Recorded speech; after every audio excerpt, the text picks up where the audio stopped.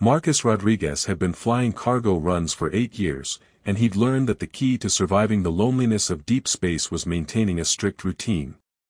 Coffee at 0600, systems check at 0630, and absolutely no deviations from the flight plan unless something was actively trying to kill him. It was a simple philosophy that had kept him sane through countless trips between the outer colonies and Earth's orbital stations. Which was why finding an unconscious girl in Cargo Bay 3 at 0347 was particularly inconvenient. She was curled up behind a stack of medical supplies, wearing what looked like a flight suit that had seen better days. At first glance, she appeared completely human, young, maybe early 20s, with dark hair and pale skin. But when Marcus knelt down to check for injuries, he noticed her ears. They were elongated and pointed, curving gracefully upward in a way that was definitely not standard human anatomy. "Oh, come on," he muttered to the universe in general. "Really? Today?" The girl's eyes fluttered open, revealing irises that were an unusual shade of violet. She focused on Marcus's face with surprising alertness for someone who'd been unconscious moments before. "Please," she whispered, her voice carrying an accent he couldn't place. "Don't tell them I'm here." Marcus sat back on his heels, running a hand through his graying hair. "Tell who?" "Anyone. Everyone." She struggled to sit up, wincing as she moved. "Are you the only crew member on this vessel?" "It's a cargo hauler, not a passenger liner. I don't exactly need a full crew to babysit automated systems." Marcus studied her face, noting the way her eyes darted toward the cargo bay entrance. "Who are you running from?" "My people." The girl's hand moved to her side, and Marcus saw her flight suit was torn there, dark stains suggesting recent injury. "They want to use me for something I can't allow." "Use you how?" "I can't explain." "Not yet." She tried to stand and immediately swayed, forcing Marcus to catch her arm. The moment their skin made contact, he felt something extraordinary, a wave of calm that seemed to wash away the chronic anxiety he'd carried for years. "Please, I just need somewhere to hide until we reach the next station." Marcus stared at her, his mind racing. Protocol demanded that he report any stowaways to station security. But something about her desperation, the genuine fear in those violet eyes, made him hesitate. "What's your name?" he asked. "Zara." She looked up at him with an expression that was somehow both vulnerable and determined. "And I know you have no reason to trust me, but I'm asking anyway." "Trust you to what?" "To keep my secrets." Zara's grip on his arm tightened slightly. "To help me stay hidden, just until I can figure out what to do next." Marcus had spent most of his adult life avoiding complications. His ex-wife had frequently complained about his tendency to choose the path of least resistance, his inability to take risks or make difficult decisions. But looking at Zara, seeing the way she trembled despite trying to appear strong, he felt something shift inside him. "Are you hurt?" he asked instead of answering her request. "It's healing." Zara touched her side again. "My kind recovers quickly from most injuries." "Your kind?" "I'll explain everything, I promise. But not here, not now." She glanced around the cargo bay. "Is there somewhere more secure we could talk?" Marcus found himself nodding before his rational mind could object. "There's a maintenance area behind the environmental systems. No sensors, no regular inspection schedule." "Thank you." The relief in Zara's voice was palpable. "You don't know how much this means to me." As Marcus helped her to the maintenance area, he couldn't shake the feeling that his orderly, predictable life had just taken a hard turn into uncharted territory. The maintenance space was cramped but private, tucked away behind humming recycling units and atmospheric processors. "Better?" he asked as Zara settled onto a makeshift seat created from supply crates. "Much." She closed her eyes for a moment, and Marcus noticed that the pointed tips of her ears seemed to twitch slightly, as if she was listening for something beyond human hearing. "Your ship has good shielding. I can't sense any pursuit signals." "Pursuit signals?" My people use quantum resonance tracking. It's very difficult to hide from, but your vessel's design seems to interfere with the frequencies. Zara opened her eyes and smiled at him. Lucky coincidence. Or you knew exactly which ship to stow away on. Maybe a little of both. Her smile turned mischievous. Though I have to say, your cargo manifest is fascinating. Medical supplies, atmospheric processing equipment, and, is that really 3 tons of chocolate? Marcus felt his cheeks warm. The Titan colony has specific requests. Apparently morale improves significantly with regular chocolate rations. Smart policy. Chocolate is one of the few things your species got absolutely right. Zara's expression grew more serious. Along with coffee, though your brewing techniques could use some improvement. You're critiquing human beverage preparation while hiding in my maintenance bay? Sorry, occupational hazard. My people are very interested in other species' cultural developments. Zara shifted position, and Marcus caught another glimpse of her injured side. We've been observing humanity for quite some time. Observing how? Carefully. Quietly. Most of your kind don't even know we exist. Zara's voice dropped to barely above a whisper. Though that may change soon, whether I want it to or not. Marcus leaned forward.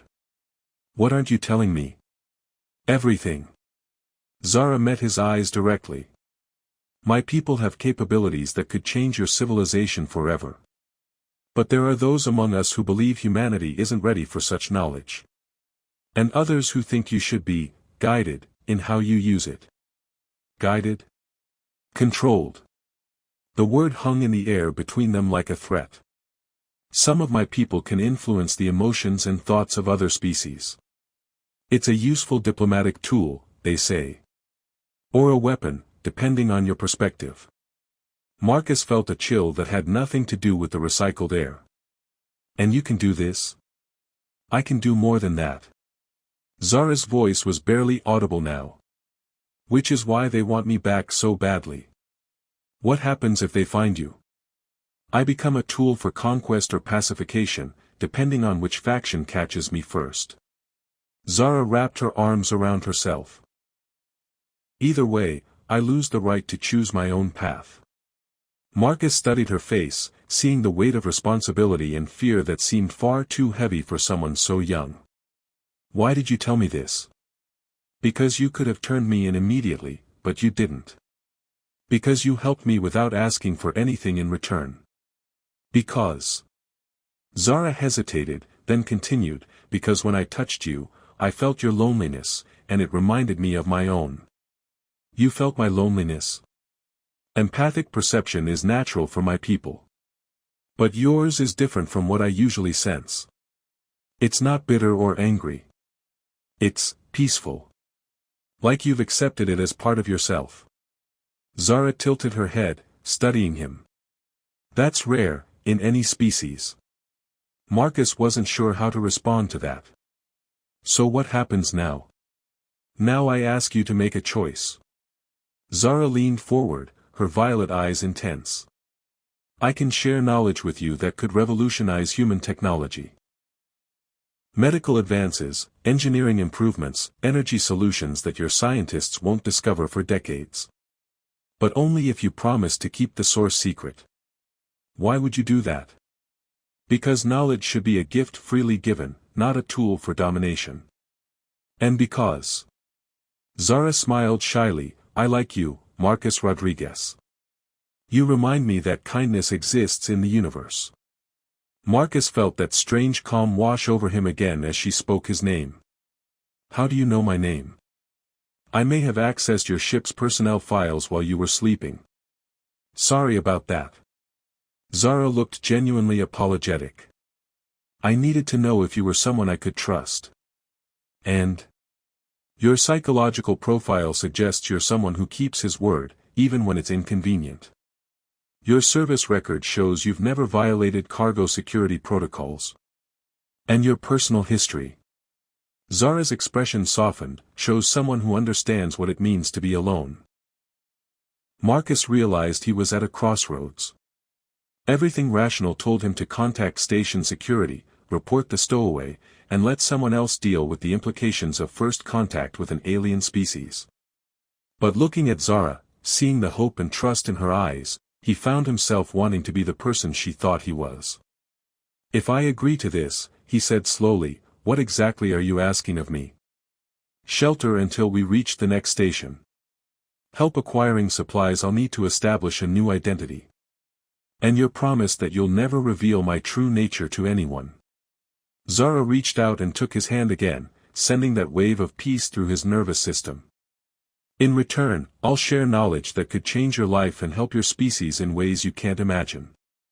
"That's a hell of an offer." "It's all I have to give." Zara's grip tightened. "But I promise you, Marcus, if you help me now, I'll spend however long it takes to prove worthy of your trust." Marcus looked at their joined hands, feeling calmer and more centered than he had in years. Maybe it was her alien empathy, or maybe it was just the simple human need to be needed by someone. Either way, his decision was already made. "All right," he said. "I'll help you." Zara's smile was radiant. "Thank you. You won't regret this." "I probably will," Marcus admitted. "But I'll do it anyway." "That," Zara said, squeezing his hand gently, "is exactly why I knew I could trust you." As they sat in a humming maintenance bay, planning how to keep her hidden for the remainder of the journey, Marcus couldn't shake the feeling that his life had just taken a turn towards something extraordinary. For the first time in years, he wasn't sure what tomorrow would bring. And surprisingly, that thought didn't terrify him at all. 3 days into what Marcus had started thinking of as Operation Hide the Alien, he was beginning to appreciate Zara's talent for making impossible situations seem almost normal. She had somehow transformed the cramped maintenance area into something resembling actual living quarters, using materials that seemed to reshape themselves at her touch. "How exactly did you turn cargo netting into furniture?" Marcus asked, settling onto what had been industrial polymer sheeting yesterday and was now somehow a comfortable chair. "Molecular restructuring. Basic technique among my people." Zara looked up from where she was examining the ship's environmental controls with the focused attention of a master craftsman critiquing amateur work. "Though I have to say, your engineering is charmingly inefficient." "Charmingly inefficient?" "Like watching someone build a house with stone tools when they could use sonic constructors." "Endearing, but exhausting to watch." Zara touched something on the control panel, and Marcus heard the atmospheric recyclers shift to a more efficient rhythm. "There, that should improve your air quality by about 15%.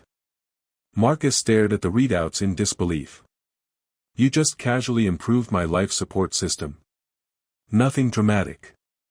Just optimized the filtration cycles and balanced the gas mixture for better cognitive function." Zara grinned at his expression. "Don't worry, it won't show up on any diagnostic scans. I'm very good at making improvements look like natural system optimization." "Right. Natural system optimization." Marcus shook his head. "Because that's a completely normal thing to say. You're adapting well to abnormal circumstances. Most humans would be having existential crises by now." Zara moved to another panel, her fingers dancing over controls with impossible precision. "Though I detect elevated stress markers. Are you worried about something specific?" "Captain Singh's been asking questions about the improved efficiency ratings." "She's not stupid, she knows something's changed, even if she can't figure out what." Marcus watched Zara work, still amazed by how naturally she interacted with human technology. "How do you know so much about our systems?" "Observation, mostly. Your species broadcasts enough technical information into space to educate half the galaxy." Zara paused in her work. "Plus, I may have spent some time studying at one of your universities." "You went to university? On Earth?" "Mars Technical Institute, actually. 3 semesters of engineering before I had to leave." Zara's expression grew wistful. "I loved it there. Your professors are so passionate about their subjects, even when they're completely wrong about fundamental principles. Marcus felt his brain trying to process this information. You were a student at MTI. Exchange program. My people occasionally send observers to study human culture and technology. Zara's smile turned mischievous. Though I was supposed to be observing, not participating. I may have gotten a bit too involved in student life. How too involved? I joined the engineering club, helped design a more efficient recycling system for the dormitories, and may have accidentally solved a few problems that your professors had been working on for years. Zara looked embarrassed. I got called home before I could graduate. Because you were too good at being human. Because I was starting to think like one. My superiors were concerned about cultural contamination. Zara touched the wall panel, and several systems indicators shifted from yellow to green. They weren't entirely wrong to worry.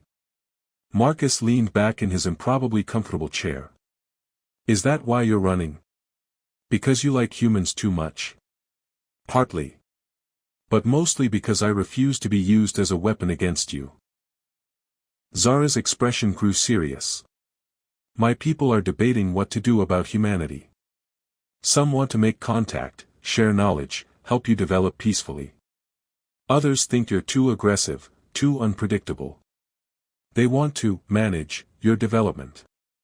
Manage how? Emotional manipulation on a species-wide scale. Pacification through empathic influence.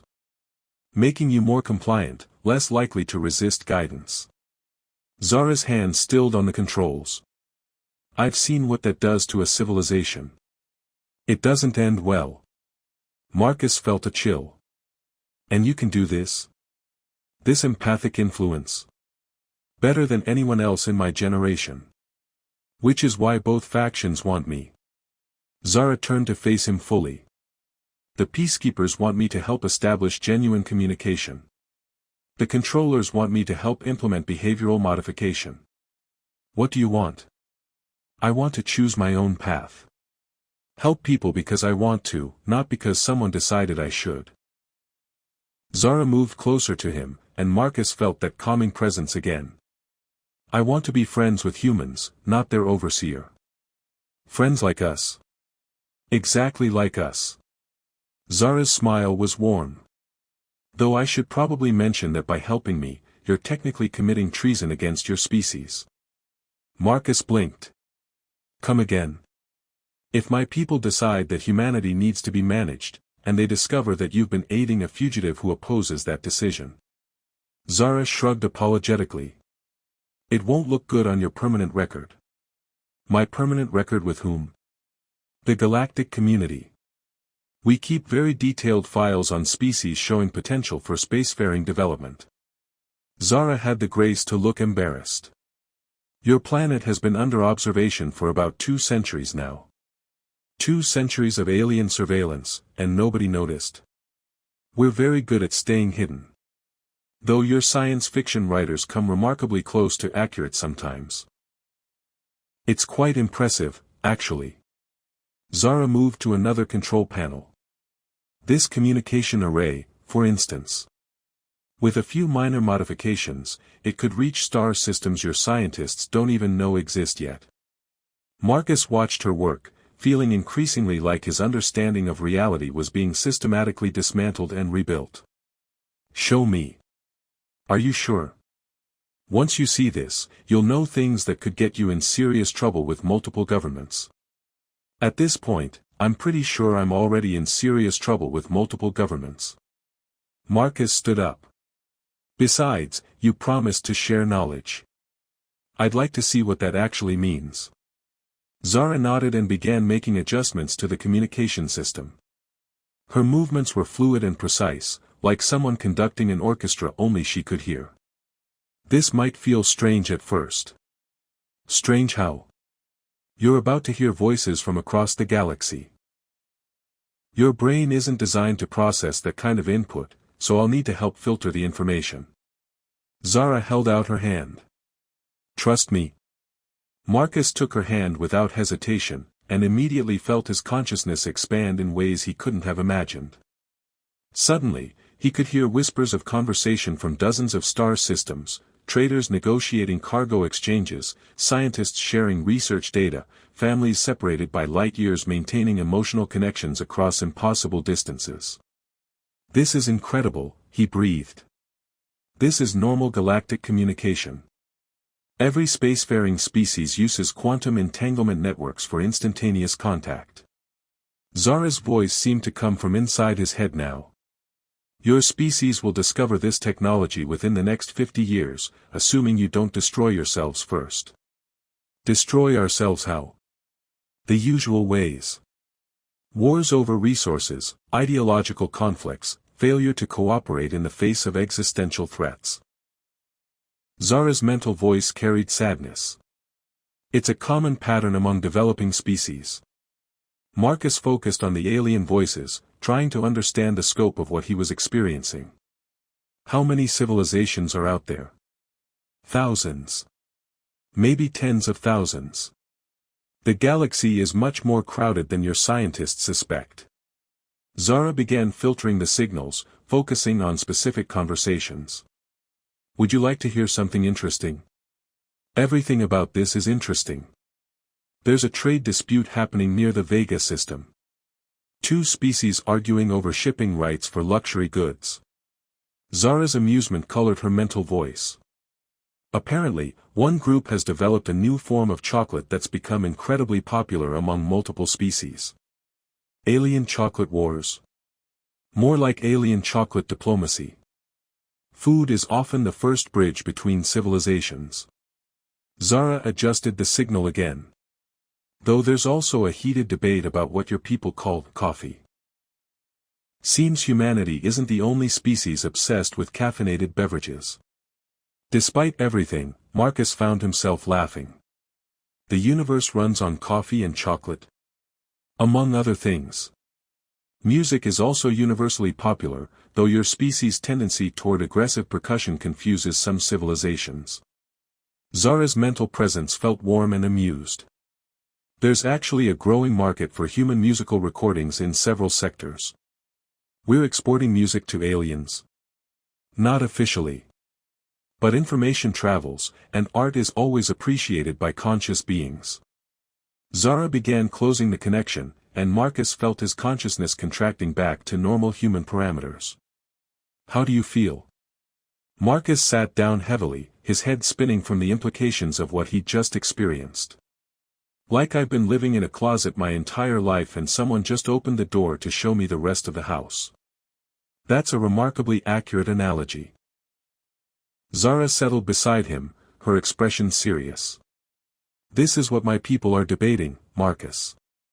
Whether humanity is ready to learn about the rest of the house, or if you need more time to mature as a species. What do you think?" "I think you're ready for friendship, but not for the responsibilities that come with advanced technology." Zara took his hand again. "Which is why I want to help individuals like you, people who can handle the knowledge responsibly." "And if your people find you? Then this conversation never happened, and you go back to believing you're alone in the universe." Zara's grip tightened. "Unless you're willing to help me stay hidden." Marcus looked at her, this impossible young woman who'd opened his eyes to wonders beyond imagination. "What would that involve?" "Helping me establish a new identity when we reach the next station. Finding me work where I can use my abilities to help people without drawing attention." Zara's expression grew hopeful. "And maybe, if you're willing, being my friend in a universe that suddenly feels very large and dangerous." "Just friends?" "Well," Zara's smile turned playful, "we could start with friends and see what develops. My people's concept of relationships is somewhat more flexible than human norms." "Flexible how?" "We believe that emotional connections should grow naturally, without artificial constraints or expectations." Zara leaned closer. "Though I should mention that bonding with my species can be intense." "Intense how?" "You'd have to trust me completely. Share thoughts and emotions in ways humans aren't used to. Accept that I might know you better than you know yourself." Zara's eyes searched his face. Are you interested in that kind of connection? Marcus considered this, weighing the risks against the loneliness he'd carried for so long. Would I still be myself? More yourself than you've ever been. I don't change people, Marcus. I help them become who they're meant to be. That's either the most beautiful thing I've ever heard, or the most terrifying. Why not both? Zara's laugh was like silver bells. The best things in life usually are. As alarms began sounding from the ship's sensor array, indicating incoming vessels, Marcus realized their conversation was about to become much more complicated. The proximity alarms weren't supposed to go off in empty space, which meant either Marcus's sensors were malfunctioning or something was approaching that didn't want to be seen. Given recent developments in his life, he was betting on the latter. How close are they? Zara asked, her earlier playfulness replaced by grim focus. 3 vessels, running silent but not completely invisible to our scanners. Marcus pulled up the tactical display, frowning at the readings. They're using some kind of stealth technology I've never seen before. Resonari pursuit ships. They found me faster than I expected. Zara was already moving, gathering the few possessions she'd accumulated during her stay. I need to get to the deepest part of your ship, somewhere with the most shielding. The engine compartment has the heaviest radiation barriers. Perfect. And Marcus? Zara turned to him, her violet eyes intense. Whatever happens in the next few hours, promise me you won't try to be a hero. What's that supposed to mean? It means my people have technology that could vaporize this entire ship without breaking stride. If they find me, let them take me. Don't risk your life for mine. Zara touched his face gently. Please. Marcus caught her hand before she could pull away. What aren't you telling me about these pursuit ships? They're not just here to bring me home. They're here to eliminate any witnesses to my presence. Zara's voice was barely above a whisper. Standard protocol for unauthorized contact with developing species. They're going to kill me. They're going to make it look like an accident. Equipment failure, navigational error, something that won't raise questions. Zara's expression was pained. I'm sorry, Marcus. I never meant to put you in danger. Too late for apologies now. Marcus was already pulling up the ship's defensive systems, such as they were. How good is their scanning technology? Advanced enough to detect individual life signs through most forms of shielding. But Zara paused, considering something. There might be a way to hide both of us. I'm listening. I can project a psychic camouflage field, make us essentially invisible to Resonari senses. But it requires physical contact to work, and it's extremely draining. Zara met his eyes.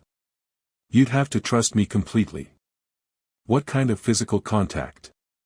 Close. Continuous. Think of it as temporary empathic bonding. Zara's cheeks flushed slightly. We'd need to maintain skin contact for the entire duration of their search. Marcus felt his own face warm. How close is close? Close enough that your cultural taboos about personal space will be irrelevant. Zara looked embarrassed but determined. I know it's asking a lot, but it's the only way to keep both of us alive. Do it. Marcus, you don't understand what you're agreeing to. Empathic bonding isn't just physical proximity. You'll feel everything I feel, know everything I'm thinking. There won't be any barriers between us. Zara's voice carried warning. Some humans can't handle that level of intimacy. Some humans haven't been hiding an alien fugitive in their cargo bay. Marcus managed a weak smile. Besides, how much more complicated can my life get? Oh, you'd be surprised. Zara returned his smile, but her expression remained serious. Are you sure about this? Absolutely not. But I'm going to do it anyway. They made their way to the engine compartment as quietly as possible, Marcus's sensors tracking the approaching vessels. The Resonari ships were maintaining position just outside normal detection range, but their presence made his skin crawl with inexplicable unease. "Is that normal?" he asked. "The feeling that something's watching us?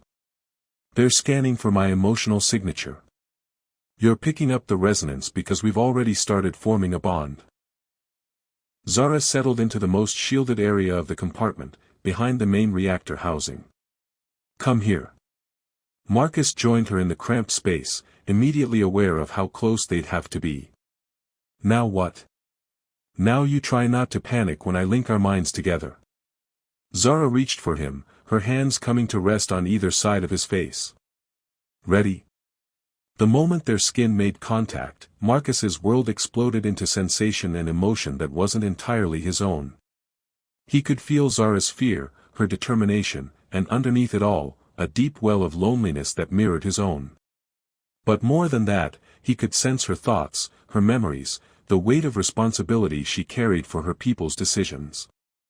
"This is incredible," he managed, though he wasn't sure if he spoke aloud or if she simply heard his thoughts. "This is nothing," Zara's mental voice was warm and amused. "Wait until I activate the camouflage field." The psychic barrier that snapped into place around them was like being wrapped in cotton made of starlight. Marcus felt his consciousness expand and contract simultaneously, aware of himself but also completely connected to Zara in ways that human language couldn't describe. "They're scanning the ship," she informed him, her mental voice tight with concentration. "3 teams, very thorough. They know I'm here somewhere." Marcus could feel the alien presence pressing against Zara's defenses, seeking any trace of her unique empathic signature.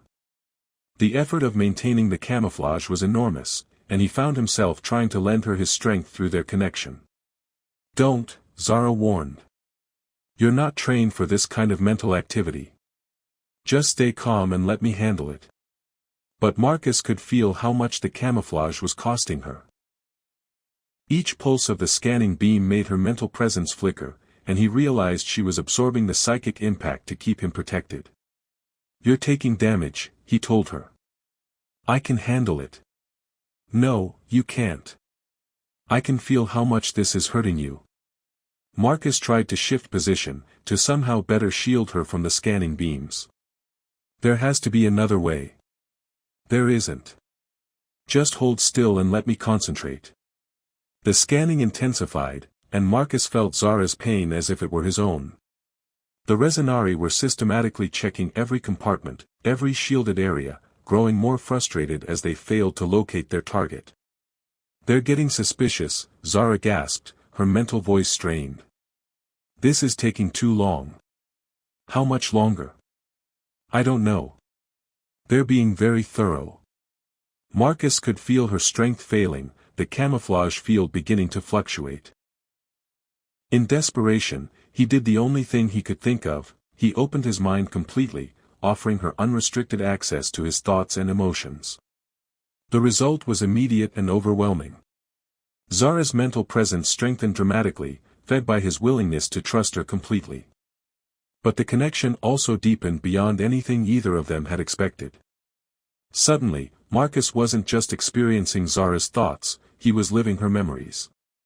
He saw her childhood on a world of crystalline spires and singing forests, felt her isolation as her empathic abilities developed beyond normal parameters, experienced her horror when she learned how her people planned to use her gifts. In return, she was experiencing his life, the loneliness of deep space runs, the failed marriage, the quiet desperation of a man who'd stopped believing in possibilities. But she also felt his fundamental decency, his willingness to help others despite personal cost, his capacity for loyalty once trust was earned. "Oh," Zara's mental voice was soft with wonder. "Oh, Marcus. You're extraordinary." "I'm really not." "You are. You're kind and brave and stubborn in all the right ways." Her mental presence wrapped around his like a warm embrace. "I understand now why my people are so interested in humanity." The scanning beams swept over their hiding place one final time, then began to withdraw. Marcus felt the Resonari ships moving away, their search apparently unsuccessful. "They're leaving," he observed. "Yes, but they'll be back with more sophisticated equipment." We've bought ourselves time, nothing more. Zara's mental voice carried exhaustion but also something else, a deep contentment that seemed to surprise her. I should disconnect us now. Should, but don't want to. The bonding process has progressed further than I expected. Breaking the connection now would be difficult. Zara's mental presence seemed to hesitate. How do you feel about extended mental intimacy? Marcus considered this. The connection between them was unlike anything he'd ever experienced, deeper than friendship, more honest than any romantic relationship he'd known. It was terrifying and wonderful and absolutely irreversible. I feel like I've been waiting my whole life for someone to really know me, he admitted. And now someone does. Someone who isn't entirely human. Someone who's exactly who I needed her to be. Zara's mental laughter was like music. You realize this changes everything? About your life, your future, your understanding of your place in the universe. I figured that out about a week ago. Marcus tightened his physical hold on her.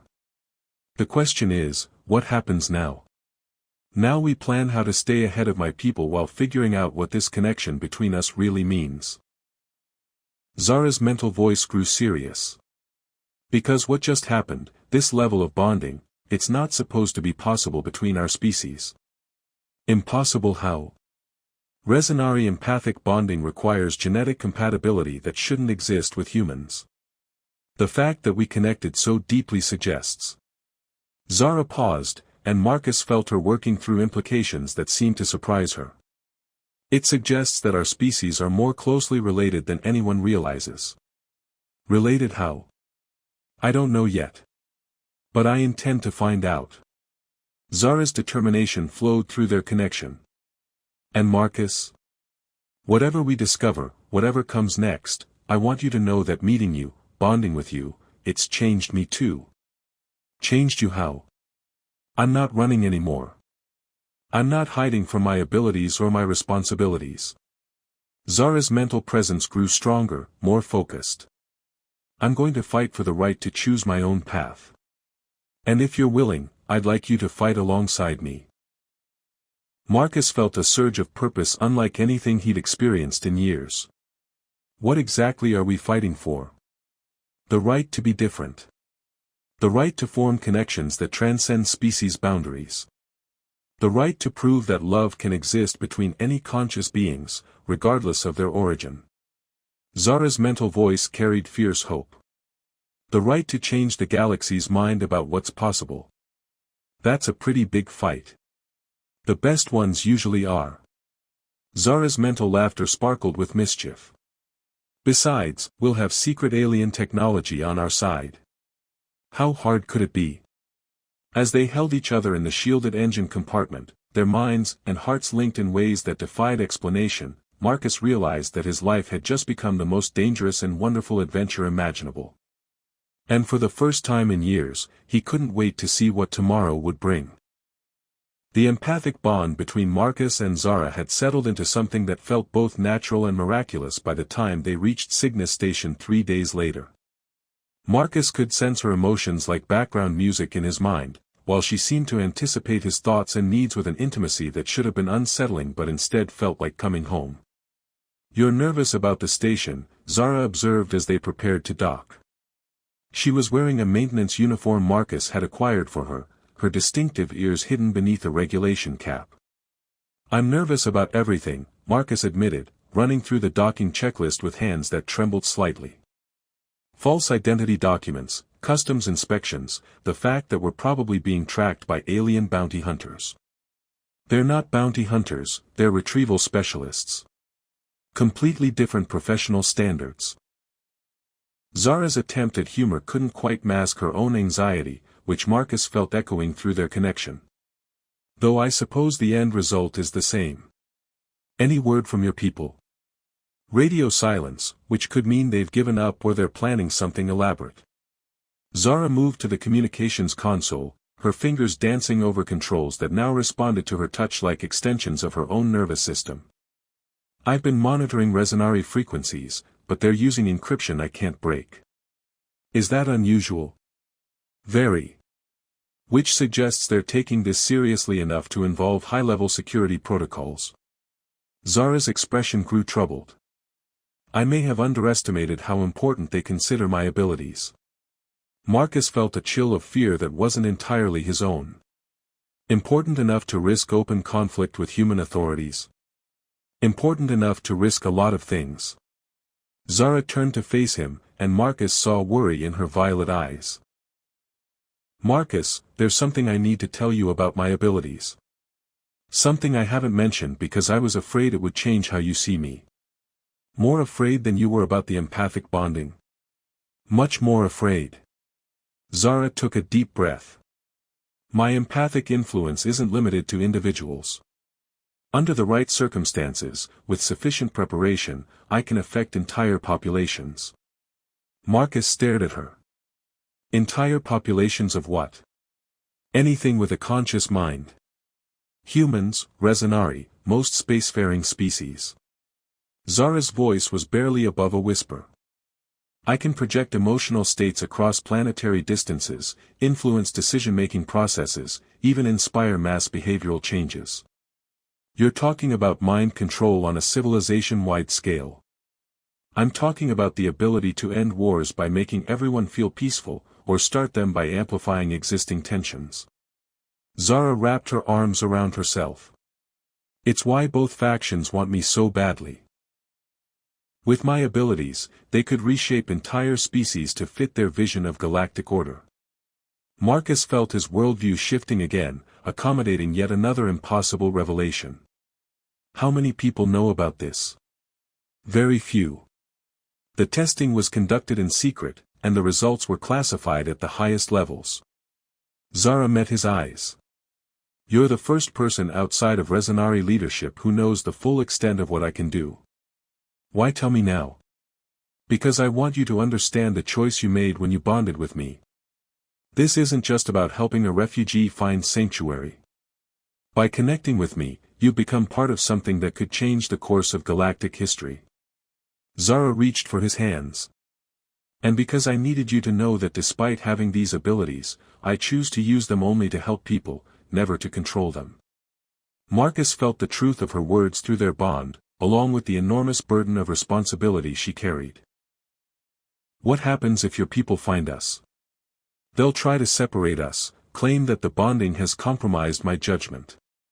Zara's grip tightened. They'll be partially right. Being connected to you has changed my perspective in ways they won't approve of. Changed how? I used to think of myself as Resonari first, with abilities that happen to work on other species. Now I think of myself as a bridge between civilizations, with the responsibility to help all conscious beings, not just my own people. Zara smiled softly. You've made me more human, Marcus. More connected to individual lives than abstract principles. Is that a good thing? I think it's exactly what the galaxy needs right now. Zara's expression grew determined. Which is why I've decided to stop running. Marcus felt a surge of alarm. What do you mean? I mean it's time to take control of my own destiny. Instead of hiding from my people, I'm going to make them an offer they can't refuse. Zara moved to the ship's communication array. I'm going to propose a new way forward. Zara, that's incredibly dangerous. So is letting them hunt me across the galaxy while innocent people get caught in the crossfire. Zara began making adjustments to the communication system. I'm going to call for a formal tribunal, invoke my rights as a genetic legacy holder. A what? My family line carries certain hereditary privileges within Resonari society. I can demand a hearing before the High Council, present my case for why their current approach to humanity is wrong. Zara's fingers moved with practiced precision. They'll have to listen. And if they reject your arguments? Then at least I'll have tried to change things peacefully. Zara's mental presence touched his, offering comfort. But I don't think they will. What we've accomplished, this bond between us, it proves that genuine cooperation between our species is possible. Marcus felt her confidence through their connection, along with something else, a fierce joy that seemed to surprise her as much as it did him. You're enjoying this. I'm enjoying having a purpose beyond just surviving. I'm enjoying being part of something larger than myself. Zara's smile was radiant. I'm enjoying being bonded to someone who makes me want to be brave. I make you brave. You make me believe that taking risks for the right reasons is worth it. Zara turned back to the communication array. Watch this. She activated the quantum entanglement transmitter, and suddenly the ship was filled with harmonics that seemed to bypass Marcus's ears and speak directly to his consciousness. The signal was complex beyond anything human technology could produce, layered with meaning that his enhanced awareness could almost but not quite grasp. What did you just do? He asked. I sent a formal challenge to the Resonari High Council, invoking ancient laws about individual autonomy and the rights of genetic legacy holders. Zara's expression was both nervous and excited. I've also included evidence of our successful bonding as proof that their fears about human Resonari interaction are unfounded. Evidence of our bonding? Emotional resonance patterns, shared memory fragments, the quantum signature of our connection. Zara looked slightly embarrassed. They'll be able to analyze our relationship in considerable detail. How considerable? They'll know exactly how much we care about each other, how compatible our thought processes are, and probably whether we're planning to have children. Zara's cheeks flushed. Resonari courtship analysis is very thorough. Marcus felt his own face warm. Children? Hypothetically.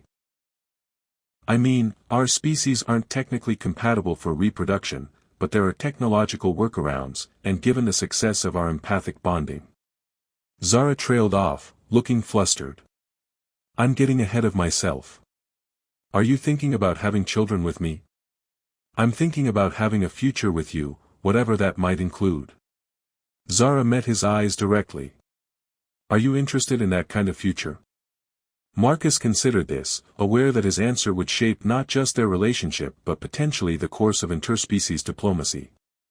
Through their bond, he could feel Zara's hope and vulnerability, her need for acceptance not just as an alien refugee but as someone he could love. I'm interested in any future that includes you, he said simply. Zara's smile was bright enough to power the ship. Good. Because I have some ideas about how we could change the galaxy together. Such as establishing a formal diplomatic protocol for human Resonari relations. Creating educational exchange programs between our species. Maybe starting a family that represents the best of both our peoples. Zara's mental presence sparkled with possibilities. We could be the first step toward a real alliance. That's assuming your people accept your challenge. Oh, they'll accept it. They have to, according to their own laws. Zara's expression grew mischievous. Though they're probably going to be very annoyed about the method I used to contact them. What method? I may have used their own quantum entanglement network to broadcast my challenge to every Resonari facility in this sector of the galaxy. Zara looked pleased with herself. Very hard to ignore a message when it's being received by thousands of people simultaneously. Marcus stared at her. You just announced our relationship to an entire alien civilization. I announced that a new model for interspecies cooperation is possible, and we're the proof. Zara took his hands again. Are you okay with being famous? Famous for what, exactly? Being the first human to successfully bond with a Resonari. Being part of the couple that proved love can transcend species barriers. Being the man brave enough to trust an alien fugitive with his heart. Zara's voice grew tender. Being the person who changed everything. Marcus felt the magnitude of what they'd accomplished settling over him like a warm blanket. Through their bond, he could sense Zara's absolute certainty that their connection was more than just personal, it was proof that the future could be better than anyone had imagined. So what happens now? He asked. Now we wait for the High Council to respond.